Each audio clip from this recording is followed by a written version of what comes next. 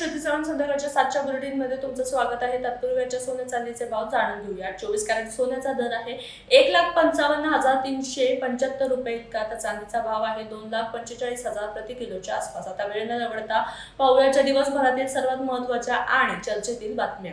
OBC Maratha समाजावर अन्याय होणार नाही। रत्नागिरीत उदय सामंत यांनी ओबीसी आणि मराठा समाजावर अन्याय होणार नाही अशी ग्वाही दिली। लक्ष्मण हाके आणि मनोज जरांगे यांनी मागण्या संवादातून मांडाव्यात असे त्यांनी सांगितले। राज ठाकरे यांचे गैरसमज लवकरच दूर करू असा दावाही सामंत यांनी केला आहे। खेडमध्ये एसटी वाहकावर विनयभंगाचा आरोप। खेड भरणे मार्गावरील एसटी बसमध्ये शालेय विद्यार्थिनीचा वाहकाने विनयभंग केल्याचा आरोप करण्यात आला आहे। विद्यार्थिनीच्या तक्रारीनंतर पोलिसात गुन्हा दाखल करण्याची प्रक्रिया सुरू असून संतप्त नागरिकांनी कारवाईची मागणी केली असून माजी आमदार संजय कदम यांनी आंदोलनाचा इशारा दिला आहे।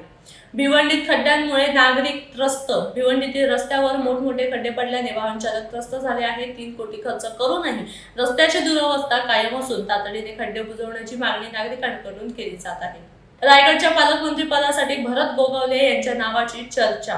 रायगडच्या पालकमंत्री पदावरून महायुतीत हालचालींना वेग आला आहे। मंत्री भरत गोगावले यांच्या नावाची जोरदार चर्चा असून त्यांच्या नियुक्तीकडे राजकीय वर्तुळाचे लक्ष लागले आहे। मात्र याबाबत अद्याप अधिकृत घोषणा झालेली नाही। रमेश म्हात्रेंना अटींसह जामीन।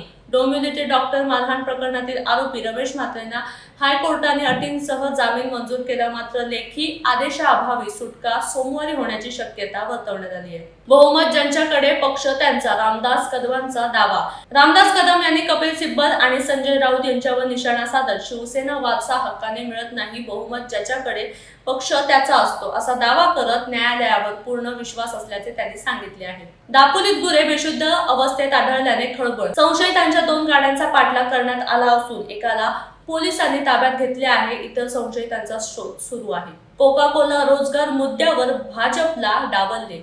लोटे एमआयडीसीतील कोका कोला कंपनीच्या स्थानिक रोजगाराच्या मुद्द्यावर भाजपला विश्वासात घेतले जात नसल्याचा आरोप वैभव खेडेकर यांनी केला आहे। सत्ताधारी आघाडीत समन्वयाचा अभाव असल्याची टीकाही त्यांनी केली आहे।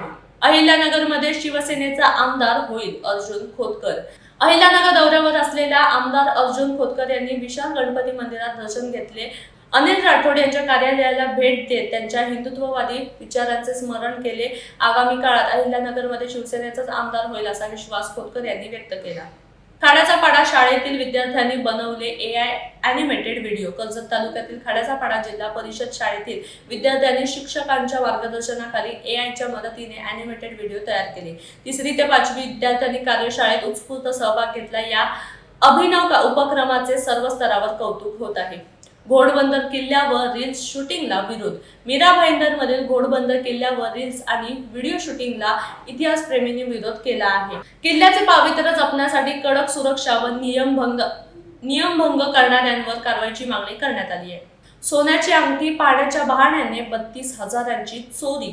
मीरा रोडच्या शांती पार्क मध्ये ज्वेलर्समध्ये महिलेने सोन्याची अंगठी पाहण्याच्या बहाण्याने 32,000 रुपयांची अंगठी लंपास केल्याचा आरोप समोर आला आहे। तिच्या जागी बनावट अंगठी ठेवण्यात आली। या प्रकरणी मीरा रोड पोलिसांनी गुन्हा दाखल केला आहे। पूर्व साताऱ्यात दमदार पावसाची प्रतीक्षा। सातारा जिल्ह्यातील पश्चिम भागात समाधानकारक पाऊस झाला असला तरी मान खटाव तालुक्यात अद्याप पावसाची प्रतीक्षा आहे। येरळवाडी प्रकल्पात सुमारे 40% पाणीसाठा असून धरण भरण्यासाठी दमदार पावसाची गरज आहे। त्यामुळे पूर्व भागातील शेतकरी चिंतेत आहे।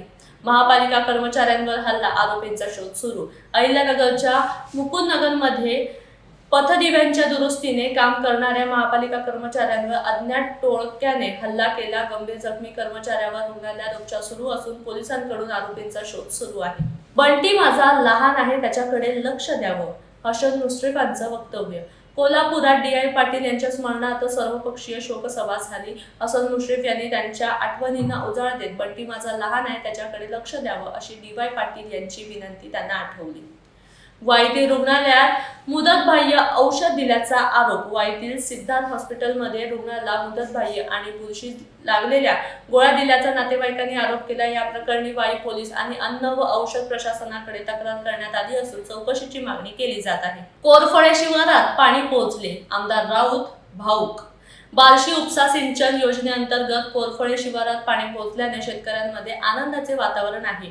पाणी पूजन वेळी शेतकऱ्यांचा आनंद पाहून आमदार राजेंद्र राऊत भाऊक झाले. बार्शी तालुका हिरवागार करण्यासाठी प्रयत्न सुरू असल्याचे त्यांनी सांगितले आहे. माजल गावात 1746 किलो बिन लेबल सोयाबीन तेल जप्त. सेफ फूड सेफ महाराष्ट्र मोहिमेत अन्न व औषध प्रशासनाची माजलगाव मध्ये मोठी कारवाई झाली आहे. बिन लेबल व बॅच क्रमांक नसलेले 1746 किलो सोयाबीन तेल जप्त करण्यात आले.